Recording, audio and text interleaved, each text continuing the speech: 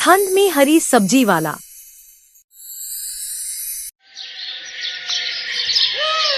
चंडीगढ़ शहर में जनवरी की कड़कड़ाती हुई ठंड पड़ रही थी। शहर के कोने पर बसी झुग्गी बस्ती में ठंडी हवा ऐसे चुभ रही थी जैसे बर्फ की सुइयां शरीर में उतर रही हो। उसी बस्ती में रहता था विकास, जो कि एक गरीब सब्जी वाला था। विकास की छोटी सी टिन की झोपड़ी के बाहर टूटा फूटा ठेला खड़ा था, जिस पर सुबह सुबह बेचने के लिए सब्जियां रखी जाती। अंदर उसकी पत्नी नीमा और दो छोटे बच्चे गुड्डू और पिंकी ठंड से कांपते हुए सिकुड़े पड़े थे। विकास, देखो न, पिंकी का बदन भी बिल्कुल ठंडा पड़ा है, कंबल अपना पुराना हो गया है, आज तो चूल्हा भी नहीं जला, घर में लकड़ी खत्म हो गई और खाने के लिए राशन भी नहीं। क्या करूं सीता, आज बाजार में सब्जी नहीं बिकी। लोग भी ठंड में घर से निकलना नहीं चाहते। कुछ दिन से तो कमाई ना के बराबर है। तभी गुड्डू रोते हुए बोले, बाबा मुझे भूख लगी है। कोई बात नहीं जी, घर में थोड़ी सी सब्जी तो है ना कच्ची, आज मैं उन्हीं को काट कर इनके लिए सलाद बना देती हूँ, कुछ तो पेट भरेगा। नीमा ने कुछ कच्ची सब्जियां उठाई और उनका सलाद बनाकर उसमें नमक डालकर खा लिया। उसे खाकर वो सब सो गए। फिर अगली सुबह धुंध से ढकी हुई थी, लेकिन सूरज का नामो निशान नहीं। विकास ठेला लेकर निकल पड़ा तो नीमा ने जाते हुए उससे कहा, विकास विकास, आज कुछ भी हो बच्चों के लिए थोड़ा आटा ले आना, कल भी जैसे तैसे उन्हें यही कच्ची सब्जियां खिलाकर सुला दिया था। हाँ जरूर लाऊंगा सीता, चाहे ठंड में जान ही क्यों न चली जाए, लेकिन अपने बच्चों को भूखा नहीं सुलाऊंगा। आज तो मैं आटा लेकर ही आऊंगा।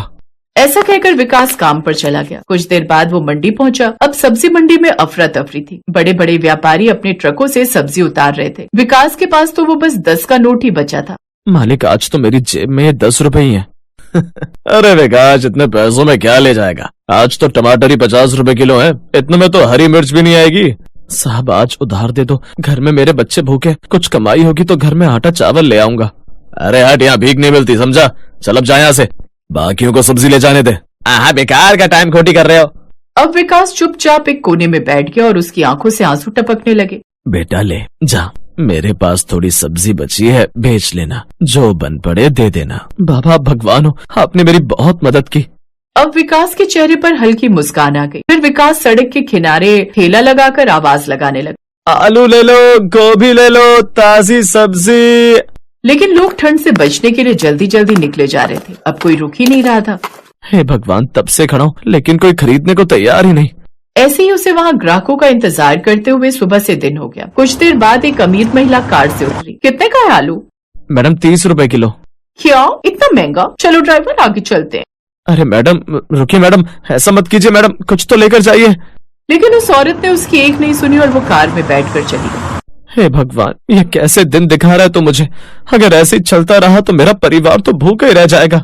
विकास अब प्रभु का नाम लेकर लगातार अपनी प्रार्थना करता रहा। ऐसे ही दिन से दोपहर हो गई, लेकिन उसका कुछ खास नहीं बिका। अब दिन पर दिन ठंड बढ़ती जा रही थी और समय के साथ विकास के हाथ सुन्न हो गए थे। हे भगवान, अगर आज भी कुछ कमाई नहीं हुई तो घर में चूल्हा कैसे जलेगा? तभी सामने से एक पुलिस वाला आया।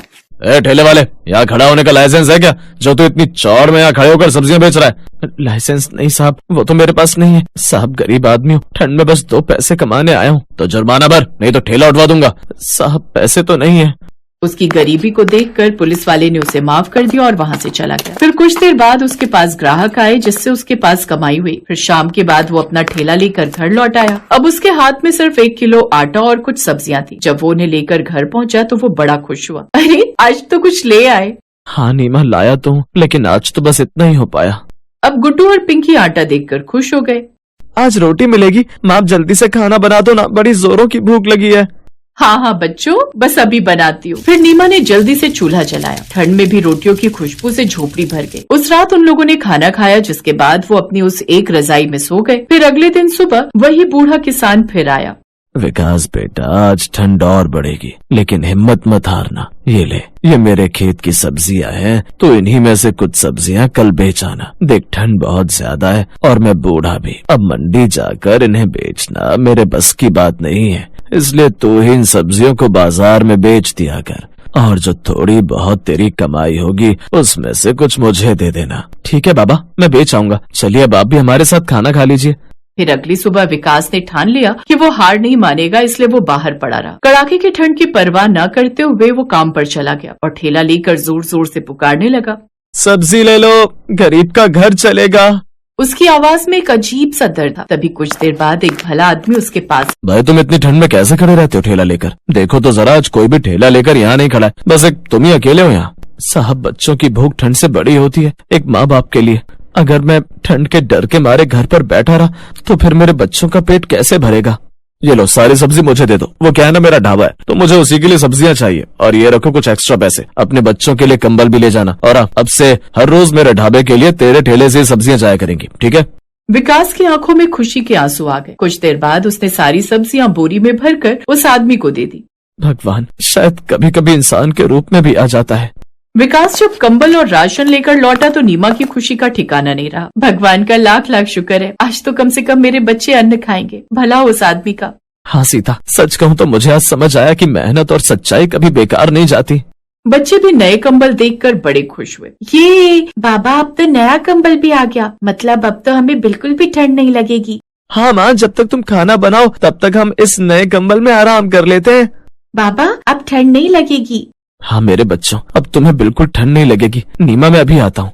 विकास उस किसान के घर गया और उसे आधे पैसे दे दिए। ये लीजिए बाबा, आपकी मेहनत की कमाई। जीता रह बेटा, अब से तू रोज आकर मेरे खेत से सब्जियां ले जाया कर और जब मर्जी हो तब पैसे दे जाना, ठीक है बाबा। फिर विकास कुछ देर बाद घर लौट आया। उस दिन के बाद विकास ने बाबा के खेत से ही सब्जियां लेकर बेचना शुरू कर दिया। ठंड की उस रात विकास ने सीखा कि जिंदगी चाहे कितनी भी कठिन हो, हिम्मत और मेहनत से हर मुश्किल पार की जा सकती है। गरीबी और ठंड ने उसे तोड़ा जरूर, लेकिन उसके हौसले ने उसे जीतना सिखा दिया।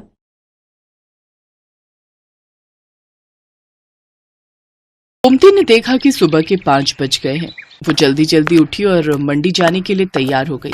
उठ गई गोमती? हाँ, और सुनो, मैं सब्जी लेने मंडी जा रही हूँ। तुम ब्रेड और दूध बंटी को बोल देना, ले आएगा। चाय ब्रेड खाकर ही दवाई लेना। हाँ हाँ ले लूंगा, तू भी ध्यान से जाना। गोमती का पति किशन बीमार रहता था, इसलिए घर का खर्च चलाने के लिए गोमती सब्जियां बेचने लगी। गोमती सुबह सुबह की ताजी सब्जी खरीदने के लिए बड़ी मंडी जाने लगी। गोमती ताजी सब्जियां खरीद कर लाती और बाजार में ताजी सब्जी का ठेला लगाती। सभी ग्राहक जानते थे कि गोमती बड़ी मंडी से ताजी सब्जियां लाती है, इसलिए सुबह सुबह गोमती के ठेले पर सब्जी खरीदने के लिए ग्राहकों की भीड़ लग जाती थी। 1 किलो आलू, प्याज, टमाटर और हाँ, आधा किलो करेला, भिंडी और अरबी भी कर दो। 1 किलो खीरा निकाल देना। हाँ हाँ, अभी कर देती हूँ। तभी एक औरत गोमती के पास आती है जिसका नाम मेघा था। वो गर्भवती थी और सुबह सुबह टहलने के लिए निकलती थी। मेघा का नियम था, वो गोमती से ताजी सब्जियां लेती हुई ही घर जाती थी। गोमती, मैंने तुम्हें कच्चे आम बोले थे, लाई हो क्या? हाँ हाँ मेघा दीदी, आपके कच्चे आम मैंने पहले ही अलग ले लिए थे। ये देखो ताजे ताजे कच्चे आम। अरे वाह, इन कच्चे आमों को देखकर तो मेरे मुंह में पानी आ रहा है। वैसे कुछ भी कहो, सुबह सुबह की ताजी सब्जी की सुगंध ही अलग होती है, जो पूरे बाजार में सिर्फ तुम्हारे ठेले पर ही मिलती है। मुझे लगता है तुम बहुत मेहनत से सुबह सुबह बड़ी मंडी से ताजी सब्जियां लाती हो। कितने बजे उठ जाती हो गोमती? मेघा दीदी, रात को देर से सोती हूँ और आप तो जानती ही हो, बंटी के पापा की तबीयत ठीक नहीं रहती, पूरे घर का काम देखना होता है। फिर सुबह सुबह मंडी निकलती हूँ 5 बजे उठकर, उसके बाद घर जाना ही नहीं होता, सीधी यहीं आ जाती हूँ और ठेला तैयार करती हूँ। और कोई सब्जी चाहिए, दे दूं क्या? और आज आप अकेले आए हो? अक्सर तो आपके साथ अमर भैया होते हैं। हाँ, अमर को कुछ दिनों के लिए ऑफिस के काम से बाहर जाना पड़ा, आ जाएंगे बोल रहे हैं। वैसे मैंने माँ को बुला लिया है, अकेली होती हूँ ना घर पर तो मन ही नहीं लगता। एक काम करो, मैं तुम्हें सब्जियां बता देती हूँ, क्या तुम रोजाना मेरे घर पर ताजी सब्जियां दे जा सकती हो? अब चला नहीं जाता, पूरा टाइम है ना इसलिए। हाँ हाँ, आप चिंता मत करो मेघा दीदी, मैं रोजाना सुबह सुबह की ताजी सब्जी आपके घर पहुंचा दिया करूंगी। इस हालत में आप अपना ख्याल रखो और किसी भी चीज की जरूरत हो तो मुझे वो भी कह देना, मैं ला दिया करूंगी। मैं तो बड़ी मंडी जाती ही रहती हूँ। बहुत बहुत धन्यवाद गोमती, नहीं तो आजकल इतना कौन करता है। ठीक है, अब मैं चलती हूँ, ये मेरा फोन नंबर है, मैं तुम्हें सब्जियां बता दिया करूंगी, तुम पहुंचा दिया करना। ठीक है दीदी, इसमें अपना नंबर आप खुद ही डाल दो, मुझे डालना नहीं आता। हाँ हाँ लाओ। मेघा अपना नंबर गोमती के फोन में सेव कर देती है और उसका नंबर भी अपने फोन में ले लेती है। मेघा गोमती को फोन पर बता देती थी कि उसे सब्जी में क्या चाहिए। हेलो, हाँ मेघा दीदी, ठीक है, मैं अभी ठेले पर पहुंचूंगी ना तो पहले आपकी सब्जियां ही अलग करके दे जाऊंगी, उसके बाद ठेला लगा लूंगी। ठीक है गोमती। तुम्हारी ये सब्जी वाली बहुत अच्छी है, बेचारी रोजाना सुबह सबसे पहले तुम्हारी ही सब्जियां अलग करके दे जाती है। इसकी दी हुई भिंडी मैंने कल काटी थी, एक भिंडी खराब नहीं निकली, सब ताजी कच्ची कच्ची भिंडी थी। हाँ माँ, बहुत अच्छी है गोमती, पर बेचारी का पति बीमार रहता है, 3 छोटे छोटे बच्चे हैं, अकेले ही सब्जी बेचकर घर का गुजारा कर रही है। गोमती सच में बहुत अच्छे स्वभाव की थी, ये बात मेघा और उसकी मम्मी जानते थे। एक दिन बहुत तेज बारिश हो रही थी, सड़कें पानी से भर गई थी, निकलने का भी कोई रास्ता नहीं था। गोमती सब्जियां तो ले आई थी पर ठेले पर नहीं लगा रही थी। आज तो बारिश ने परेशान कर दिया, सोच रही हूँ ठेला रुक कर लगाऊं, सड़कों पर पानी भरा हुआ है, कोई सब्जी लेने नहीं आएगा, थोड़ी देर बाद ही लगाऊंगी। अभी सारी सब्जी की बोरियां यहीं साइड में रख देती हूँ। एक काम करती हूँ, मेघा दीदी ने कल कच्चे आम बोले थे और बाकी सब्जियां भी तब तक उन्हें दे आती हूँ। आज उनका फोन भी नहीं आया, उन्हें लगा होगा कि मैंने बारिश के चलते सब्जी नहीं लगाई होगी। बारिश का पानी भी थोड़ा उतर जाएगा, बोरियां यहीं ठेले पर बांध जाती हूँ। गोमती ने सब्जी की बोरियां ठेले पर बांध दी और ठेले को जंजीर से बांधकर वो सब्जियां देने के लिए मेघा के घर चली जाती है। पर वो देखती है कि मेघा की तबीयत बहुत खराब है और जिस डॉक्टर से उसका इलाज चल रहा है वो उसका फोन नहीं उठा रही है। अस्पताल में भी कोई फोन नहीं उठा रहा, जिस वजह से मेघा और उसकी मम्मी बहुत परेशान हो रहे थे। मम्मी, कोई भी फोन नहीं उठा रहा, मेरा दर्द बढ़ता जा रहा है, मुझे लग रहा है मेरा लेबर पेन स्टार्ट हो गया है। मुझे भी यही लग रहा है कि तुम्हारे बच्चे का दर्द शुरू हो गया है। एक तो बारिश में कोई कैब भी बुक नहीं हो रही। आंटी जी, आप चिंता मत करो, यहाँ थोड़ी दूरी पर ही मेरी जान पहचान वाले एक ऑटो वाले भैया रहते हैं, मैं अभी उन्हें लेकर आती हूँ। मुझे लगता है आज बारिश की वजह से वो काम पर नहीं गए होंगे। गोमती उस ऑटो वाले के घर जाती है जिसे वो जानती थी। बारिश की वजह से ऑटो वाला भैया आज काम पर नहीं गया था। गोमती के कहने पर वो अपना ऑटो निकाल लेता है। वो सब मेघा को अस्पताल ले जाते हैं। गोमती मेघा की मम्मी के साथ वहीं रहती है। बारिश भी अब रुक चुकी थी, पानी सड़कों से उतर गया था। मेघा के हस्बैंड को जब ये बात पता चलती है तो वो सीधा हॉस्पिटल ही आ जाता है।